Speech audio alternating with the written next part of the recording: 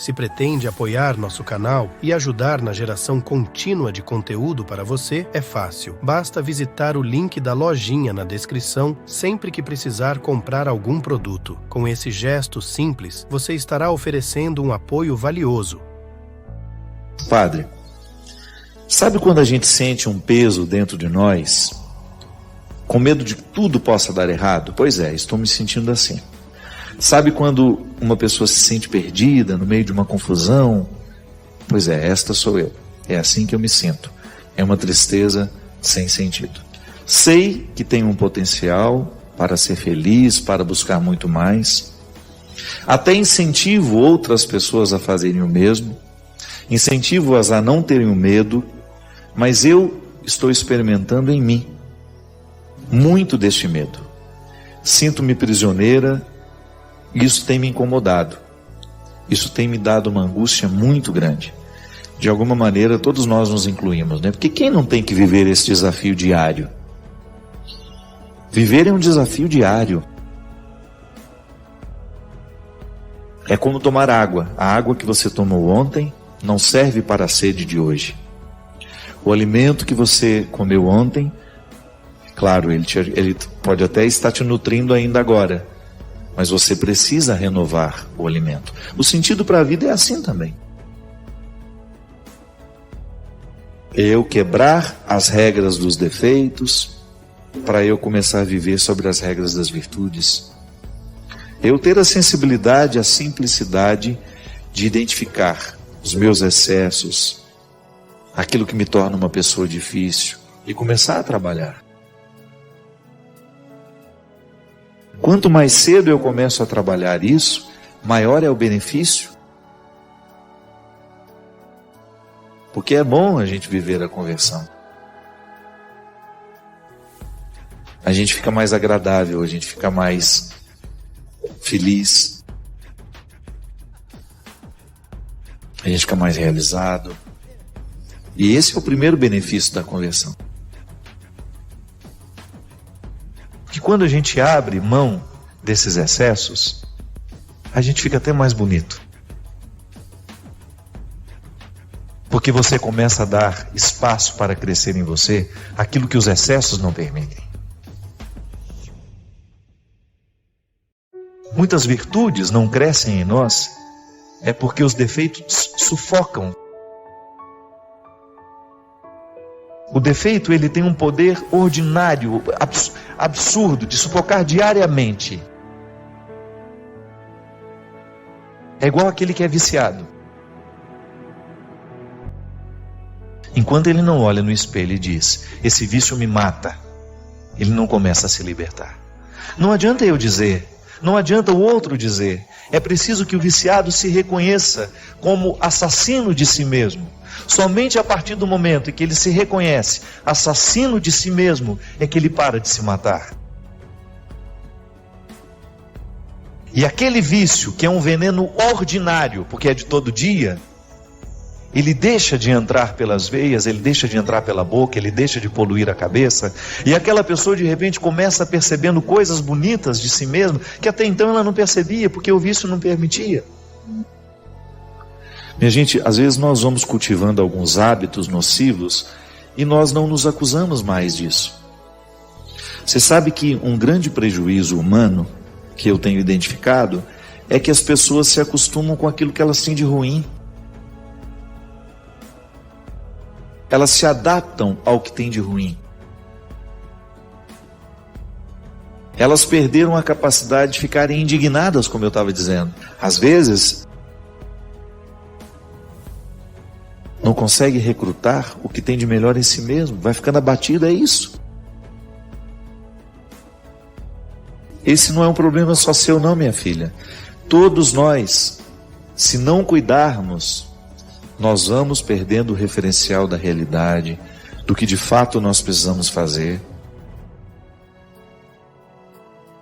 Para quê? Fazer para alcançar o melhor de nós. Isso é conversão.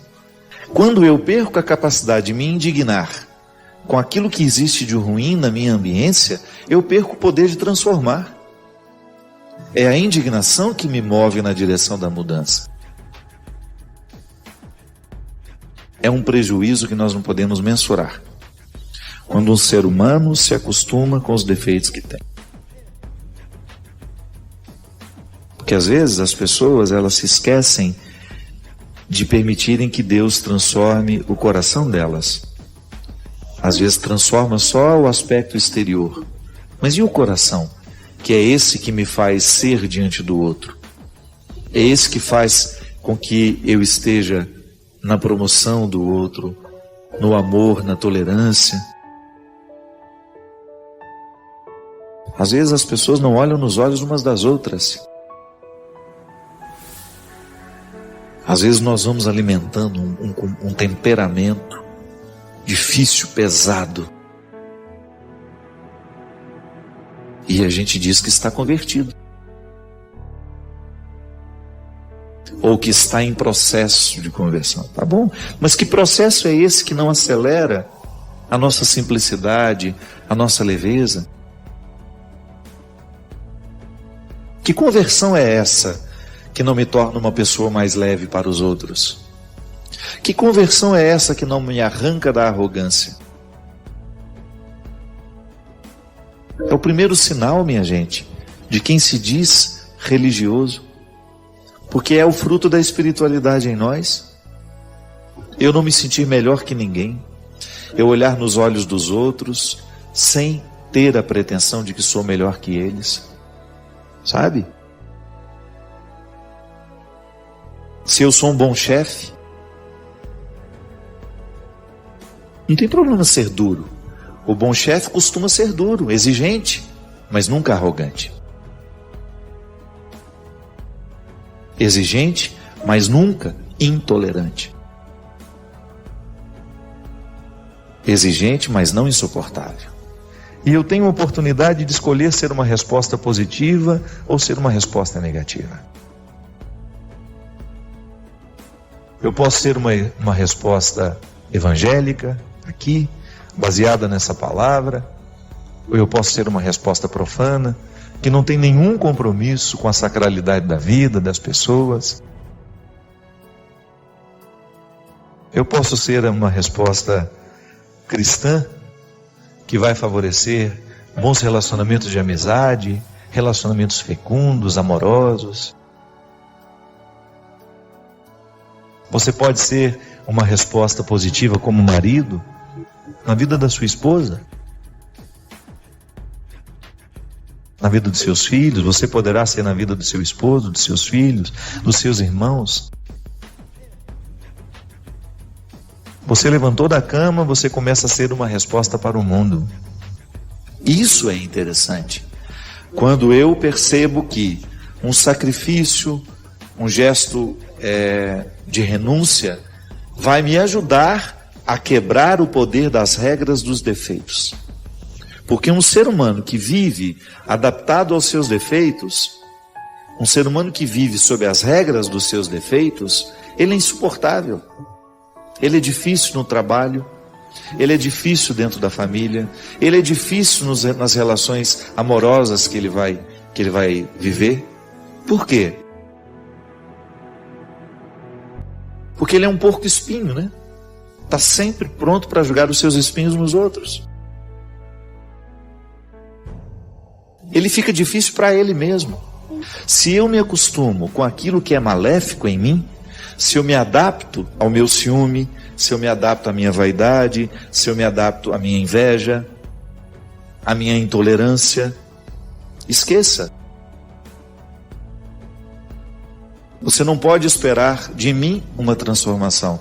E é por isso que eu preciso, volto a dizer, de pessoas que tenham o poder de me fazer enxergar as minhas adaptações.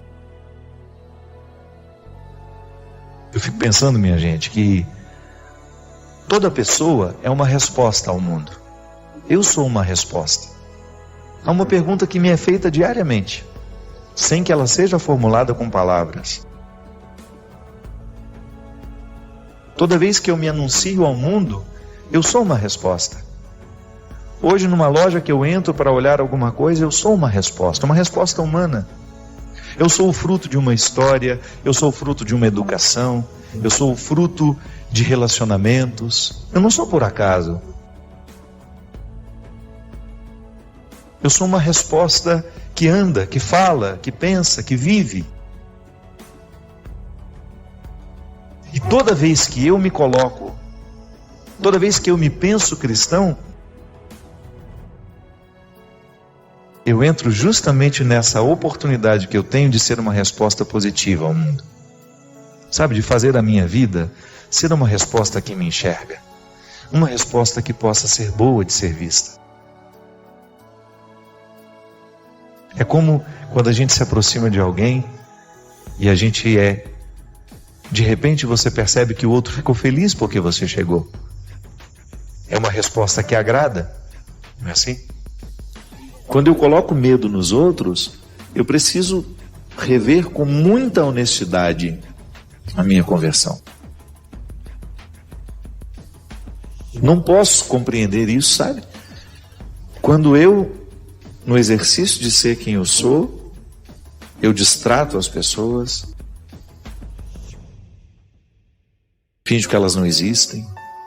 É como você chegar num lugar e não cumprimentar quem está ali, porque você se acha o melhorzão, o bonzão da história.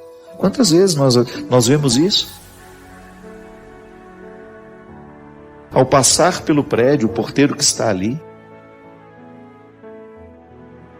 meu Deus, esse homem participa da minha vida.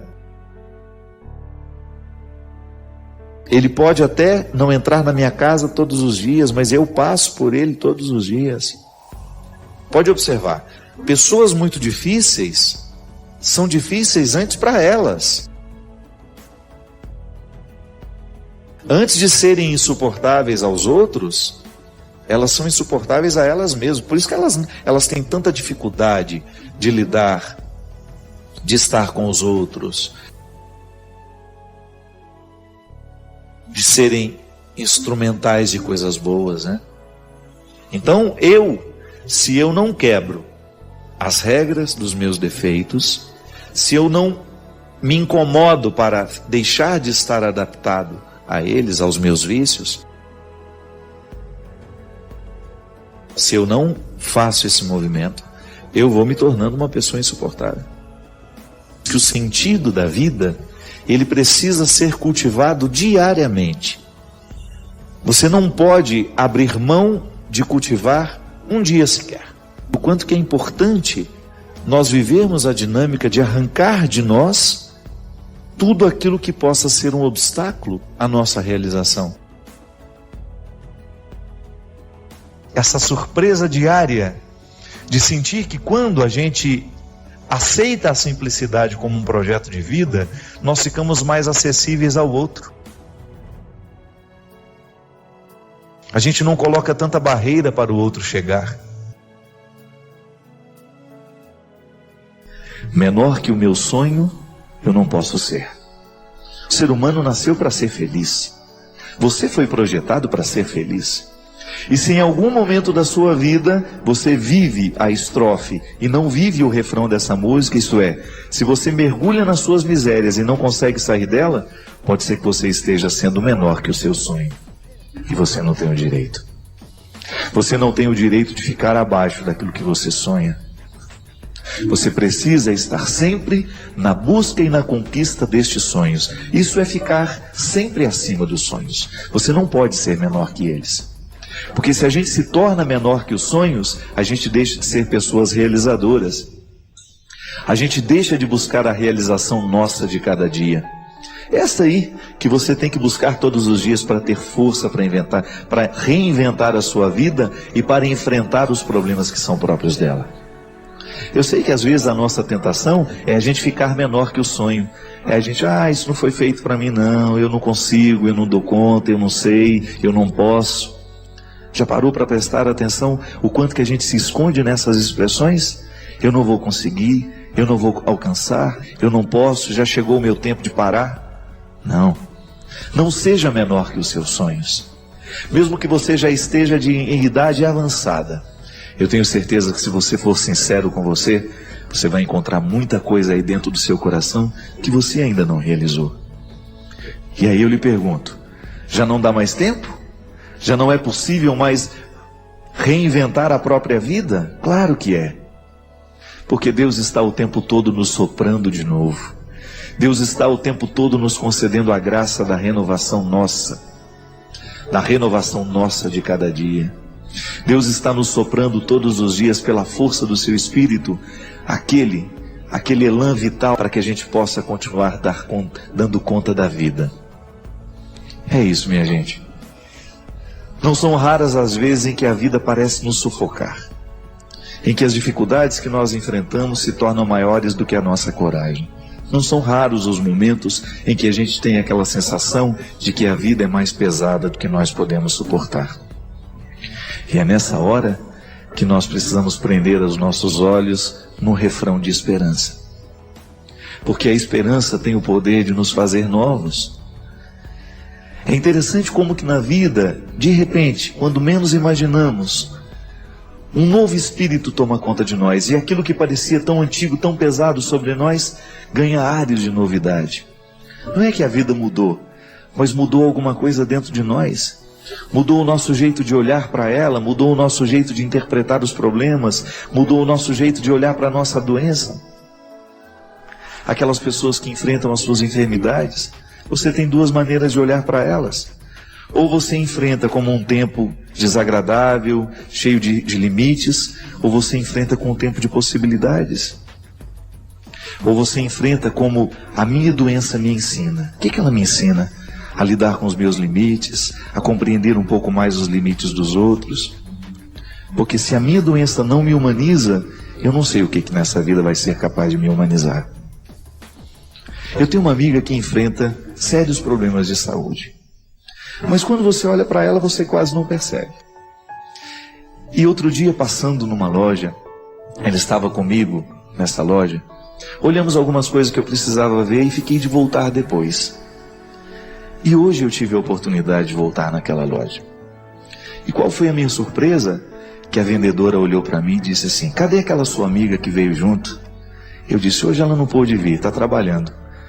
A menina me disse assim: nossa, ela me transmitiu tanta coisa boa, ela me pareceu ser uma pessoa tão feliz, ela me pareceu ser uma pessoa tão realizada, e eu não tive dúvida em contar naquela hora das grandes dificuldades que a minha amiga enfrentava.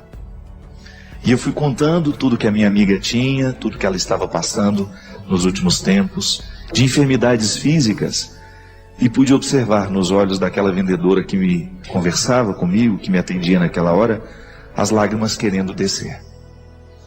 Imediatamente ela chamou a colega que trabalhava na loja e me disse assim, e disse para ela: nossa, se você visse como ela é, você jamais imaginaria que aquela pessoa passa pelas dificuldades que passa. Sabe qual é o segredo? Eu saí da loja orgulhoso da minha amiga. O segredo é que ela nunca fica menor que o sonho dela. O segredo é que ela nunca permite que a sua enfermidade se torne maior que as suas esperanças. O segredo dela é que ela continua acreditando no olhar de Jesus. Ela não se desprende dele por nada nesse mundo. Ela não presta atenção no câncer que tem. Ela presta atenção no Deus que lhe empresta a vida a cada dia. E a ela não importa quanto tempo ela ainda tem nessa vida. A ela importa é a qualidade de cada instante. Ela não fica pensando nos meses que virão, nas dificuldades que enfrentará, ou se ainda terá quanto tempo de vida. Ela não fica se prendendo nisso. Ela não fala dessas coisas. Ela preferiu enfrentar o câncer e a dificuldade de um outro jeito. Ela preferiu enfrentar sorrindo, conquistando as pessoas. Ela não perde tempo em lamentar as dores constantes que sofre. Nós que somos próximos sabemos das dores constantes que ela sofre, mas ela preferiu não falar das dores. Ela preferiu alimentar dentro dela um jeito de ser diferente. Ela preferiu dar testemunho da fé que ela professa, ela preferiu dar testemunho do Jesus que ela ama, assim, vivendo de maneira esperançosa tudo o que vive. Ela não se torna menor que o sonho. Ela não se curva ao câncer, ela não se curva à dor, porque ela descobriu que o tempo que ela tem não importa. Nós não podemos dizer se nós vamos viver mais ou menos que ela. Agora, uma certeza eu tenho: ela não quer viver mais ou menos. Nós não sabemos o tempo, e ela também não sabe. Aliás, ela é um desconcerto para os médicos. Já anunciaram o seu fim há muito tempo, mas está mais viva do que muitos de nós. Sabe o que é isso, minha gente? A capacidade que essa criatura tem de olhar-se de um jeito novo, todos os dias. E de só olhar o que vale a pena, de prestar atenção no que vale a pena. Quantas vezes nós, na tentação de ficar cuidando demais dos problemas que nós temos, nós não enxergamos as soluções. Nós não enxergamos as possibilidades porque os nossos olhos estão presos demais nos problemas que nós temos. Assim como a minha amiga sabe que a cada dia ela precisa escolher o que ela vai fazer da doença que ela tem. Quais são os cuidados que ela vai ter para manter o corpo, mas sobretudo a alma sobrevivendo. Sobreviver o corpo, há pessoas que sobrevivem durante muito tempo, mas não há qualidade nenhuma nessa sobrevivência, porque o mais importante é a gente fazer sobreviver a alma. E assim, quando ela andar pelas lojas daqui de Taubaté, entrando um lugar ou outro, as pessoas vão descobrir nela alguma coisa de diferente. Onde foi que ela aprendeu tudo isso? Eu não sei. Onde foi que ela de fato encontrou forças para estabelecer com a vida um pacto? Eu não sei. Eu não sei qual foi o livro que ela leu, qual foi o discurso que ela escutou. O que eu sei é que Deus é inevitável na vida dela. Deus é aquilo que dá sustento o tempo todo. As outras coisas eu não sei dizer. Mas quando a gente percebe nos olhos dela um Deus que não a deixa morrer antes da hora, a gente já começa a acreditar no significado da ressurreição.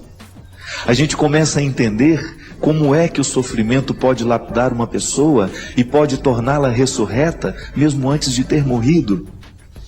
Porque eu vou te confessar uma coisa: ao conviver com ela, às vezes eu tenho a sensação de que ela já ressurgiu antes da morte. E que a ressurreição é para ela o dado de toda hora. É o movimento de todo instante. Por isso que a morte não vence. Por isso que a morte não está tendo poder. E por isso que ela ainda, mesmo sem dizer nada, sem abrir a Bíblia, sem fazer discursos homéricos, sem dar testemunho de absolutamente nada, somente entrando numa loja de sapatos, sorrindo, tratando bem quem ela encontra, mostrar que Deus existe, que Deus é vivo, que Deus é o vivente, que está dentro de nós, que estabelece com a vida o tempo todo um pacto, e que faz com que a nossa vida esteja encaminhada nos trilhos do sentido, que não é absurdo sofrer. Há um sentido em cada dor, e ainda que ele esteja oculto, a sabedoria nos encaminha para descobri-lo. Os absurdos, eles deixam de existir no momento em que nós estabelecemos o sentido. Para ela tem sido assim. É fácil? Não. Só Deus sabe quanta energia ela precisa gastar para continuar alimentando o sorriso que ela tem. Só Deus sabe quantas energias, quanta luta, quanta oração, quanto joelho no chão, quantos gestos ela tem que estabelecer para que o sentido se estabeleça dentro dela. Mas ela não desiste. Ela continua permitindo que o sonho prevaleça. Ela continua lutando para não ser menor que o sonho. Eu não sei quais são os grandes sonhos que ela tem na vida. Não sei.